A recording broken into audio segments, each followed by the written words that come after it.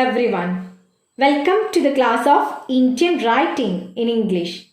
Today we are going to begin a new poem from Module 1, The Coromandel Fishers, written by Sarojini Naidu. Let us start with Sarojini Naidu. Sarojini Naidu was born on February 13, 1879, Hyderabad, India, to distinguished Bengali parents. She was political activist, feminist, freedom fighter, poet, orator, administrator, and first Indian woman to be president of the Indian National Congress and to be appointed an Indian state governor. Sarojini Naidu, also remembered as the Nightingale of India, is one of the most revered personalities of the 20th century. Sarojini was the eldest daughter of Aghornath Chattopadhyay, a Bengali Brahmin, who was principal of the Nizam's College, Hyderabad. She entered the University of Madras at the age of 12 and studied from 1895 to 98 at King's College, London, and later at Girton College, Cambridge. Sarojini Naidu was an exceptional student with knowledge of Urdu, Telugu, English, Bengali, and Persian. Her remarkable passion for writing from an early age earned her a scholarship to study abroad. Her creative skills led to the publication in 1905 of her first volume of poetry, The Golden Threshold. Her work as a poet in English has been praised by leading Indian personalities including Rabindranath Tagore and Jawaharlal Nehru.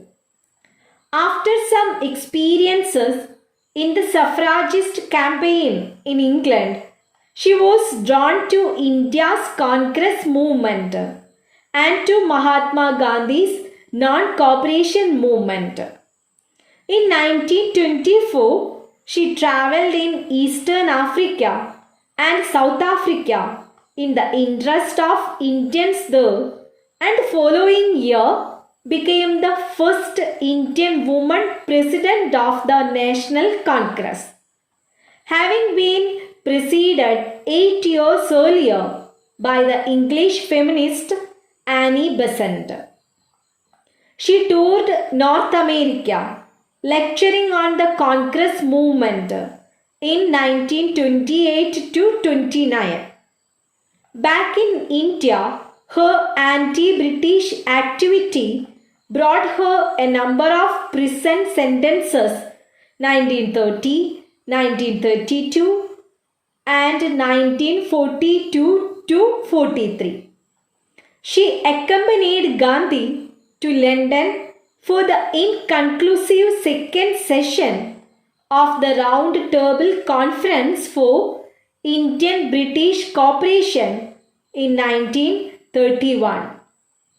Upon the outbreak of World War II, she supported the Congress Party's policies, first aloofness, then of avowed hindrance to the Allied cause.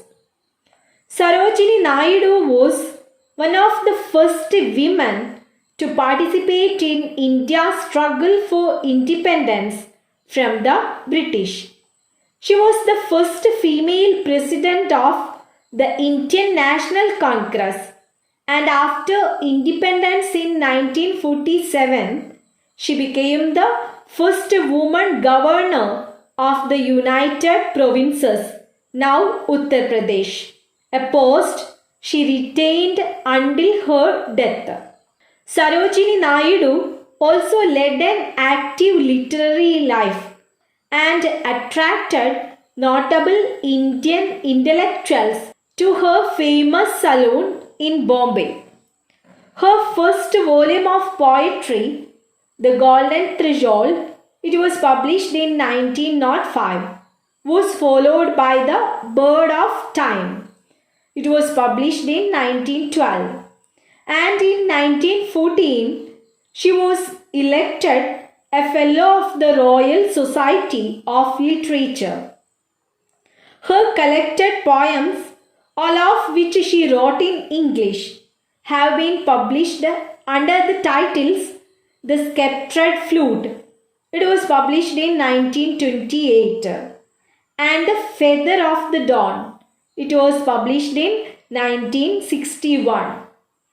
Throughout her career, Sarojini Naidu worked for the dignity of the common man and the education and liberation of women by actively encouraging the setting up of orphanages and schools for girls. She also advised the student community to stand united against racial and communal discrimination. Sarojini Naidu died on the 2nd of March 1949, but she will always be remembered as one of the founders of modern, secular or non-religious India. Students, today we are going to enjoy the poem The Coromandel Fishers, written by Sarojini Naidu. As a child, she lived on the coast of the Coromandel Bay in Bengal, becoming very familiar with the lives of the fishermen and equally gaining knowledge about their families and livelihood. The hard lifestyle of the fishermen and their inadequate earning surprised her. She was astonished at their devotion to the sea that was a mother figure for the fishermen. The poem Coromandel Fishers is though about the fishermen, yet it metaphorically reflects the poet's desire for free India, and thus she encourages the people of the nation to hasten or quicken their struggle. Dear children, did you notice the title? The Coromandel Fishers. Then I want to tell about the Coromandel Coast. The southeastern coastline of India is often called the Coromandel Coast. The word Coromandel is believed to have come from the way European traders in the 17th century mispronounced the name of a Tamil village called Karimanal. This region stretches from the state of Odisha to Tamil Nadu. It was a great historical importance as Indian traders set sail from here hundreds of years ago to explore and conquer lands as far away as Indonesia. It was the Europeans who also settled here and began to build colonies, which eventually resulted in parts of the area being ruled by them. I think it's time to begin the poem. Let me recite the lines for you. Rise, brothers, rise. The wakening skies pray to the morning light. The wind lies asleep in the arms of the dawn, like a child that has cried all night. Come, let us gather our nets from the shore and set our catamarans free, to capture the leaping wealth of the tide, for we are the kings of the sea. We can go through the glossary. Wakening skies means sun rises in the sky. Dawn means daybreak. Catamarans means a kind of boat used by fishermen. Now we are going through the paraphrase.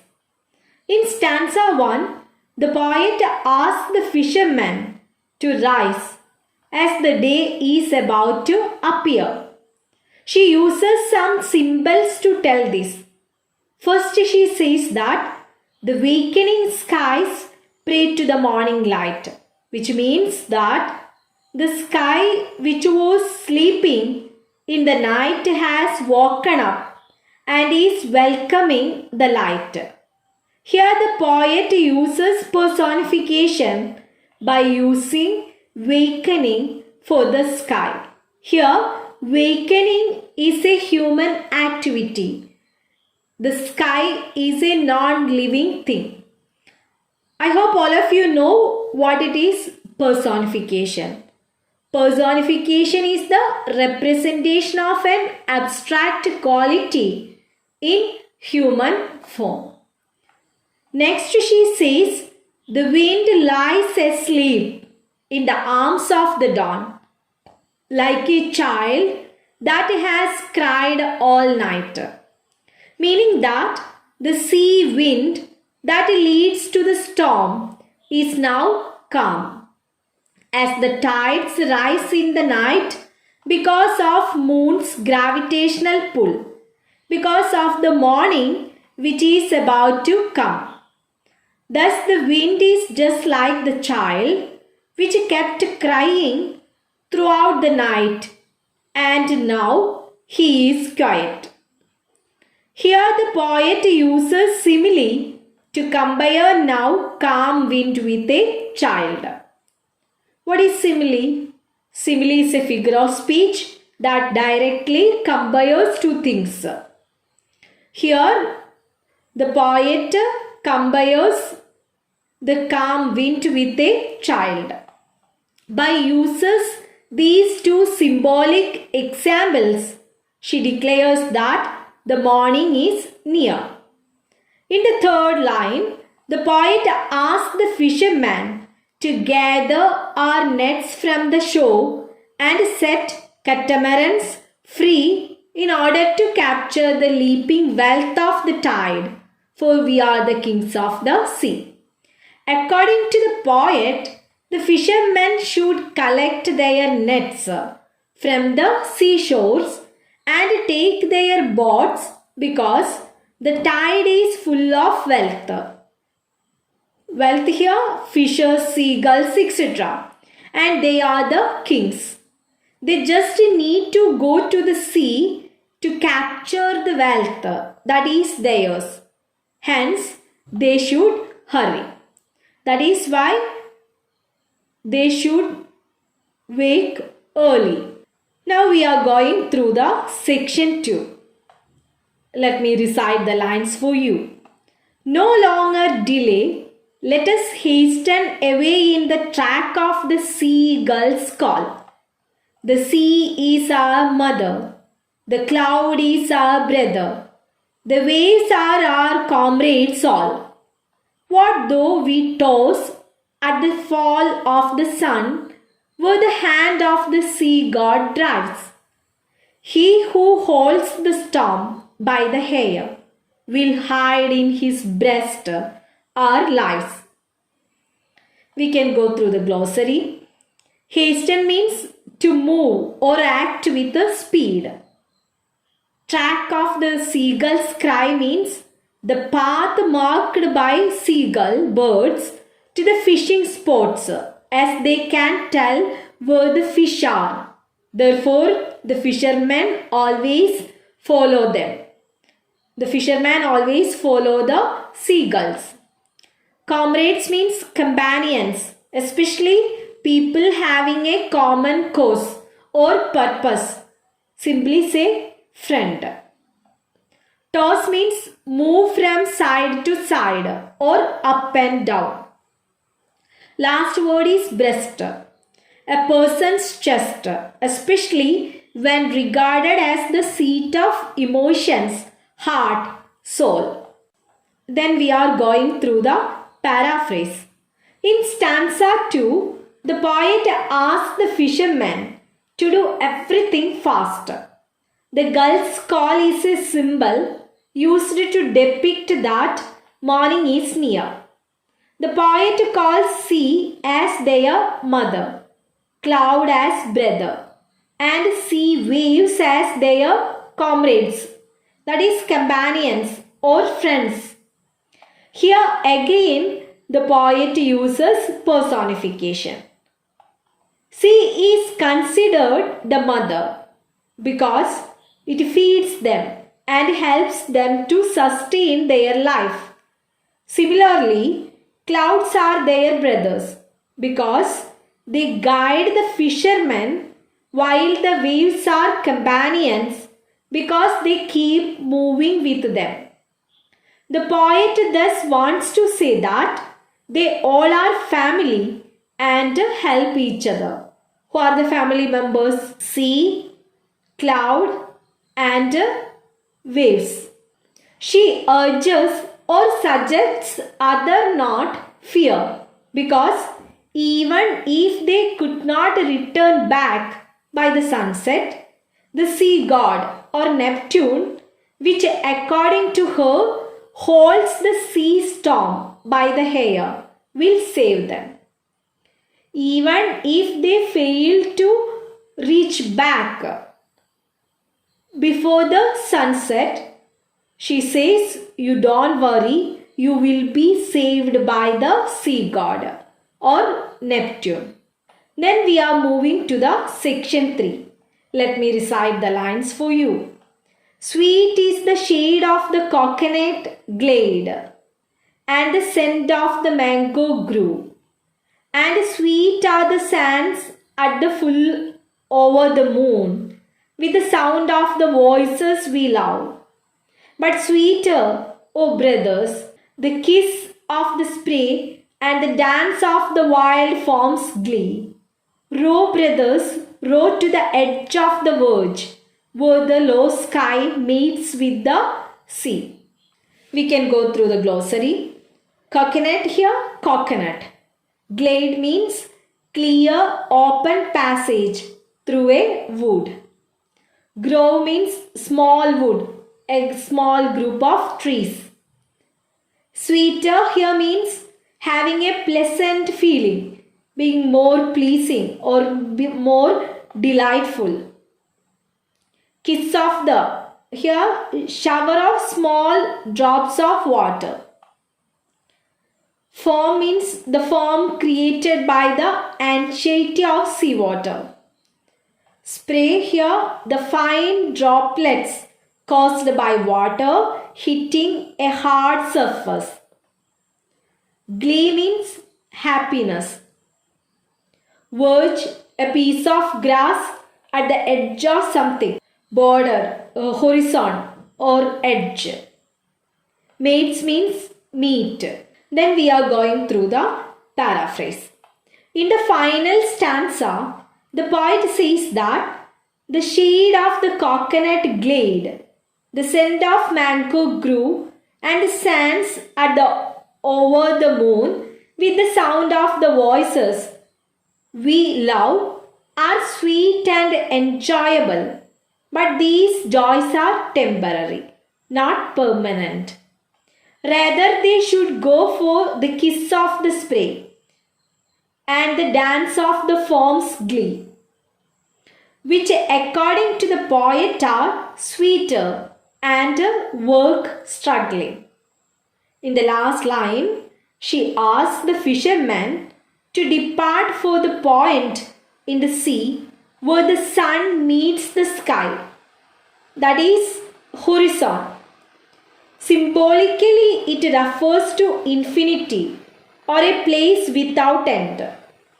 In this perspective, she asks the fisherman to dive into the infinite sea. Then we are going through the critical appreciation of the poem.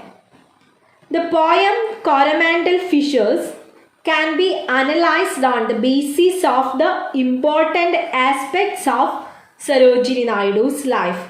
We already mentioned it earlier.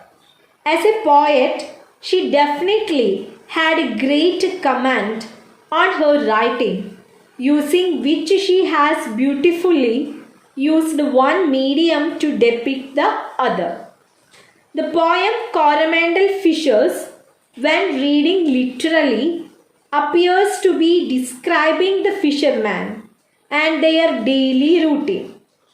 But when read deeply, knowing who Sarojini Naidu was a freedom fighter and focusing at the socio-political status of the time, here freedom struggle, the poem was written, you will realize that it is a call to awaken the people of India to come fight for the freedom of their nation from the Britishers. Therefore, Coromandel Fisher's poem has both the allegoric and metaphoric value to it. As an allegory, it speaks to the fisherman but holds a metaphor to the nation. The poem consists of 3 stanzas. Each stanza consists of 4 lines following iambic pentameter with a rhyme scheme of AABB. The poet begins the poem with the lines, "Rise, brothers, rise." It is clear that she is waking up the sleeping. Literally, the phrase indicates to the fisherman, but it is a wake-up call to the people to do something for their nation. Here she is singing in the form of a fisherman, addressing his brothers about the life and the attitude of the fisherman of the Coromandel coast on the Bay of Bengal. The poem describes the universality of the notion that how the sea, cloud, waves and human beings are interconnected in Coromandel, as is everywhere else. This song imitates the movement and balancing of waves, its rich musical content, and the lines and words are perfectly synchronized with its inborn tune and rhythm, which is exactly why it is especially noted for. She continues with the lines, "The wakening skies pray to the morning light, and that the wind lies asleep in the arms of dawn like a child that has cried all night." The former line is an example of personification in the poem, while the later phrase is the example of a simile in Naidu's allegory. The 2 statements above make a subtle reference to the weather, and the poet personifies the dawn, gifting it its arms. The poet speaks of catamarans in the next line, which are the fishing boats used specifically in the south. This use of the specific term enhances and personalizes the setting of the poem, which is only explicitly mentioned in the title. The reader realizes that the poem is popular with personification as the poet continues to talk of the wealth of the tide. Fish are the wealth of the fishermen, and they get this wealth from the tide that brings it to them. All this description creates a pictorial image of a young Sarojini Naidu rowing the catamaran in the Bay of Bengal. It's a tradition for the Hindus to worship the early morning rising sun. The wakening sky is offering its morning prayer to the sun at the time of the dawn. The fishermen have to rise very early before the first ray of the sun reaches the sky. Even the wind would not have risen them. In the words of the poet, like a child that has cried all night, the wind is in a deep sleep in the arms of the dawn. The idea is scientific since the wind would rise only after the atmospheric temperature rises with the sun. The nets after fishing the day before being spread on the shore for drying, which have to be gathered. Hasty but systematic preparations are taking place. The catamarans are resting, but now it is time to go to capture the leaping wealth of the tide from the sand which has to be freed. Since they are the sons of the sea, they have a right over the abundant wealth of the sea. It is an experimental proof that were the seagulls call at that point or in that very area, the fishes are in plenty. This is why the fishermen do not lag away and without any delay get to the track of the seagull's call. Once the fishermen reach there, their job is easy. The poet says that they have no reason to fear the sea, wave, or the cloud, because the sea is their mother, the cloud is their brother, and the waves are their comrades or friends. Even in the evening, when they will be tossed with the waves somewhere in the mid-sea, they needn't fear because they would be at the mercy of the waves. Even where the sea god Neptune controls everything, for the very simple reason that the wind god will hide or protect their lives in his breast. He who is all powerful and strong to hold even the storm by its hair. Fatherly affection we can see in him. The fishermen have sweet attractions on the shore. The shade of the coconut glade, the scent of the mango groves, and the sands lit by the full moon at night, with the sound of the voices of their most beloved ones nearby, are indeed sweet. But to the fishermen, the kiss of the spray wash and the dance of the wild waves are sweeter. So they long to be at sea. Towards the close of the poem, the fisherman and his comrades, bathed in broad daylight, rode to the blueness of the horizon, where the sky and sea are at play. Sometimes it is exciting and true we are tempted to imagine that the singer is the young poetess herself alone, rowing her tender boat in the Bay of Bengal. In those days, the call of the seagull was what directed fishermen towards the fish. She christens the sea her mother and the clouds her brothers, while the waves are named her comrades. This metaphor links to the caring of the family for one another, as the sea does for the fish and the clouds do for the sea. The next two lines speak of the link between fear and courage and the fine line between them. She asks us, what do we toss at the fall of the sun? And lets us know that with success come to some sacrifices, and that although we are wary of these, he who holds the storm by the hair will hide in his breast our lives. She has also personified the storm in that line.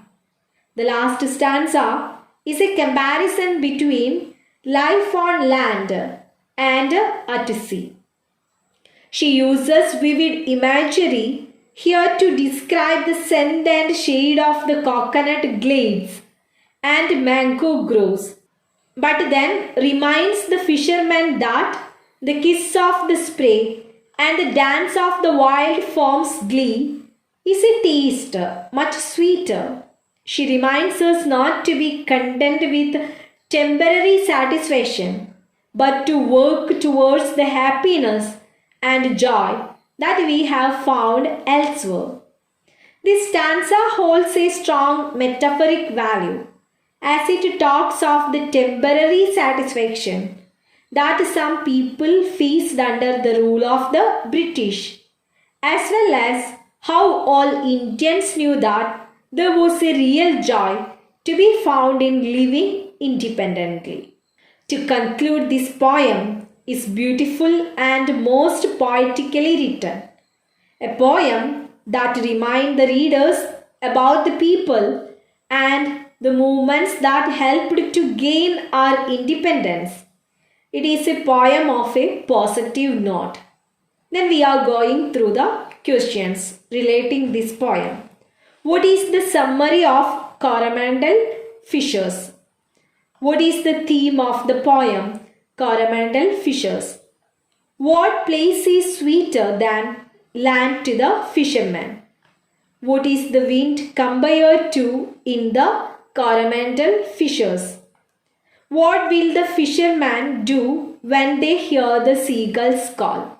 Rise, brothers, rise, who are addressed here and by whom in the poem Coromandel Fishers. Last question. What are the treasures that have been torn from the breast? I hope all of you have enjoyed the very beautiful poem, The Coromandel Fishers, written by Sarojini Naidu. We will start a new chapter in our next class. Take care, stay at home. Thank you.